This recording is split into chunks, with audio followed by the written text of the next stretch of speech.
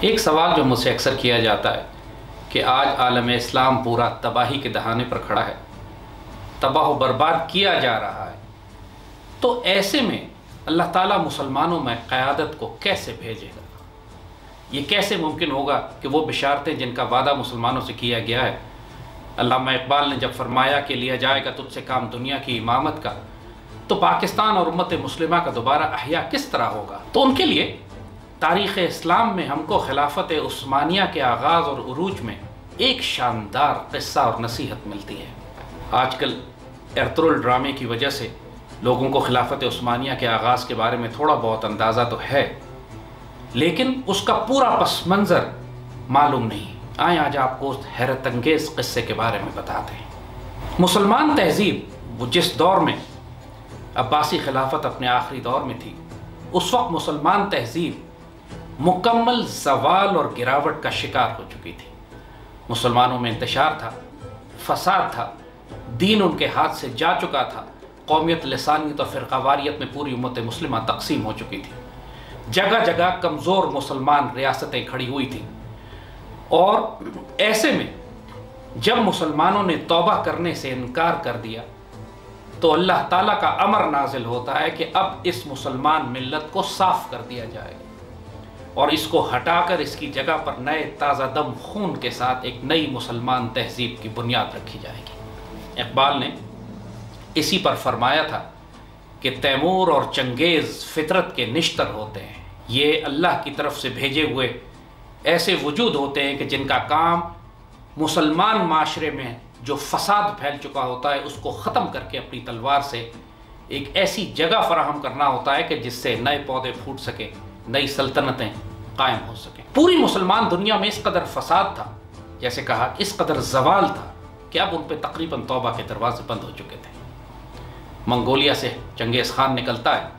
اور آندھی اور بگولے کی طرح اس کی فوجیں لاکھوں کی تعداد میں پوری مسلم تہذیب کو رونتے ہوئے گزرنا شروع کر دیتی ہیں۔ سمرقند اور بخارا اور ایشیا وسطی کی تمام مسلم تہذیب کو جلا کے راکھ کرتا ہے، پھر خوارزم شاہ کی پوری سلطنت کو تباہ و برباد کرتا ہے، اور پھر بڑھتا ہوا بغداد کے دروازے تک آ پہنچتا ہے جہاں عباسی خلافت ہوتی ہے۔ اس کے آس پاس سلجوق حکمران بھی ہوتے ہیں اور ایوبی بھی، اور پھر مختلف چھوٹے چھوٹے قوانین اور ملک جن کی حکومتیں ہوتی ہیں۔ اس سارے طوفان کے نتیجے میں ایشیا وسطی سے ایک چھوٹا سا قبیلہ نکلتا ہے جو تاتاریوں کے مقابلے پر مشکل سے جس کے 150 یا 200 خیمے ہوتے ہیں، اور اس قبیلے کے لیے ممکن ہی نہیں ہوتا کہ وہ تاتاریوں کے لاکھوں کا لشکر کا مقابلہ کر سکے۔ وہ صرف اپنی جان بچانے کے لیے سینٹرل ایشیا سے نکلتا ہے اور مختلف علاقوں سے ہوتا ہوا بالآخر شام سے ہوتا ہوا آج کے موجودہ ترکی کے جنوب میں داخل ہو جاتا ہے۔ ایک جانب تاتاری ان کی پشت پر ہوتے ہیں اور دوسری جانب سامنے سے صلیبی۔ ایسے تمام اس ماحول میں جو آج آپ ارطغرل ڈرامے میں دیکھ رہے ہیں، ان کا ایک شیر اور دلیر شہزادہ ارطغرل اور اس کا سمجھدار باپ سلیمان شاہ، وہ اپنے قبیلے کو لے کر جرأت اور دلیری کے ساتھ لڑتے ہوئے اپنا راستہ بناتے ہوئے بچتے ہوئے نکل رہے ہوتے ہیں۔ ایسے میں چاروں طرف ان کی مسلم دنیا میں تباہی مچی ہوتی ہے۔ بغداد کی خلافت ایسے تباہ کی جاتی ہے کہ 15 لاکھ کی آبادی کے شہر میں ایک شخص بھی زندہ نہیں بچتا۔ پہلے دجلہ سرخ ہوتا ہے اور پھر لائبریری کی کتابوں سے سیاہ کر دیا جاتا ہے۔ اس ساری تباہی میں جب پوری مسلم دنیا تباہ و برباد ہو جاتی ہے، کوئی ایک قیادت حکمران سلطنت باقی نہیں رہتی، ایسے میں اللہ تعالیٰ وہ جگہ خالی کر دیتا ہے ایک شیر اور دلیر کے لیے کہ جس کو اللہ تعالیٰ نے چنا ہوتا ہے آئندہ آنے والی ذمہ داری کے لیے۔ اس چھوٹے سے قبیلے، اس مشکل سے 150-200 خیموں والے چھوٹے سے قبیلے کے سربراہ ارطغرل، اس کو اللہ تعالیٰ ایسی جگہ لا کر کھڑا کر دیتا ہے۔ اس سارے فساد میں وہ پوری تخریب جو اسلامی معاشرے کی ہوتی ہے،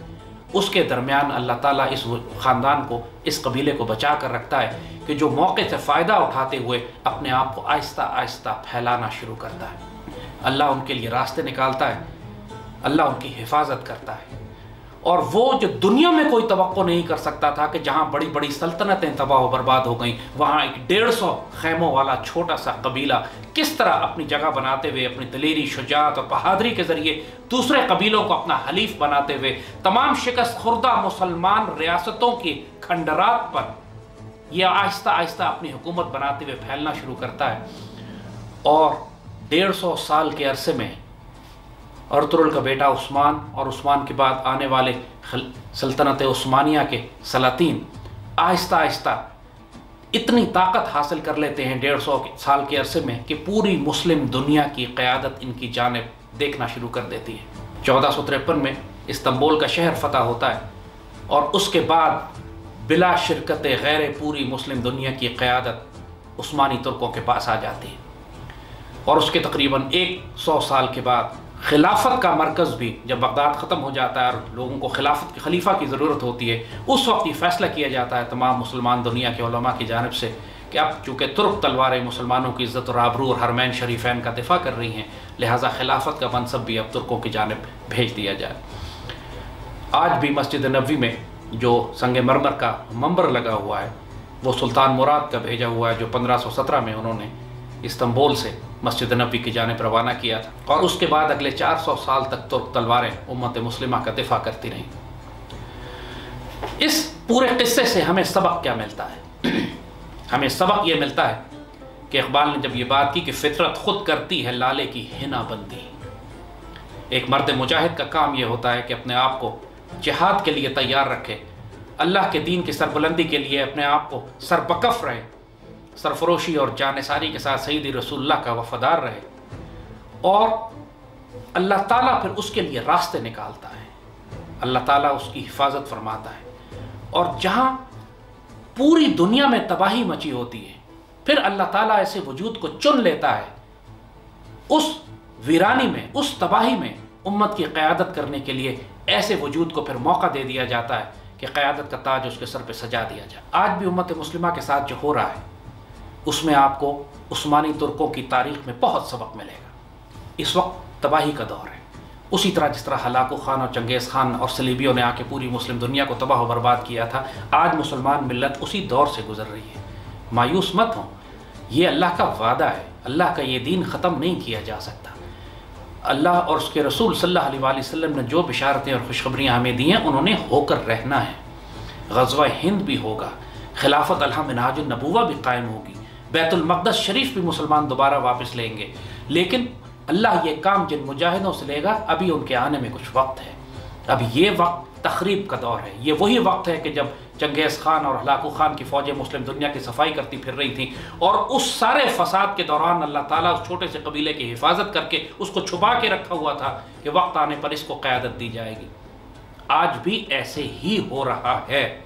پوری مسلم دنیا میں جو تباہی ہے، آپ کو شاید اس وقت وہ مسلمانوں کی جماعت نظر نہ آئے کیونکہ اللہ نے اس کو چھپا کے رکھا ہوا ہے،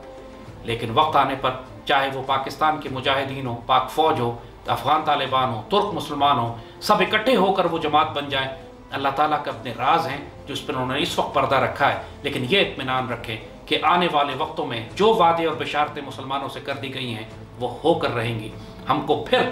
سبق پڑھنا ہے شجاعت کا، عدالت کا، صداقت کا، کہ لیا جائے گا کام دنیا کی امامت کا۔ اور اقبال نے پھر جو ایک نصیحت مسلمانوں کو کی تھی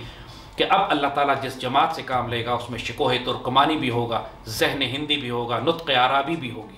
یعنی یہ تمام مسلمان تہذیبیں جب مل کر اکٹھی ہوں گی انشاءاللہ۔ فی الحال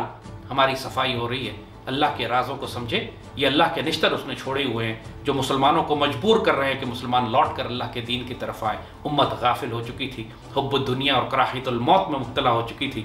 اور اب اس کو تنبیہ کی جا رہی ہے، اس کی صفائی کی جا رہی ہے، لیکن انشاءاللہ آنے والے وقتوں میں ایک شاندار مستقبل ہے۔ اپنے آپ کو تیار رکھیں، شیروں اور دلیروں کی طرح اپنے آپ کو تیار رکھیں کہ ایسا نہ ہو کہ جب وقت آئے تو مسلمان خوفزدہ ہو کر، گھبرا کر اللہ کے اس فضل کا انکار کر دے جو اللہ آپ کی جانب بھیج رہا ہے۔